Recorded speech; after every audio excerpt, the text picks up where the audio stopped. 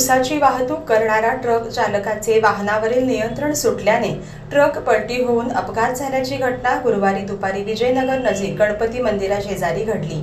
या अपघातात एक जण किरकोळ जखमी झाला आहे।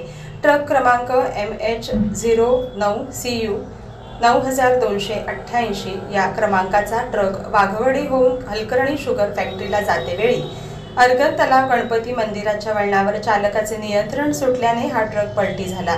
या अपघातात दुचाकी चालक किरकोळ जखमी झाला आहे। कोणतीही या ठिकाणी जीवितहानी झाली नाही। अपघात होताच ट्रकमधील संपूर्ण ऊस रस्त्यावर पडून रहदारी बंद झाली होती। घटनास्थळी दक्षिण वाहतूक पोलीस संघाचे पोलीस दाखल होऊन JCBच्या सहाय्याने संपूर्ण ऊस व ट्रक रस्त्याशेजारी करून वाहतूक मोकळी करण्यात आली। या अपघाताचा गुन्हा दक्षिण वाहतूक पोलीस सरकार येथे नोंद झाला आहे।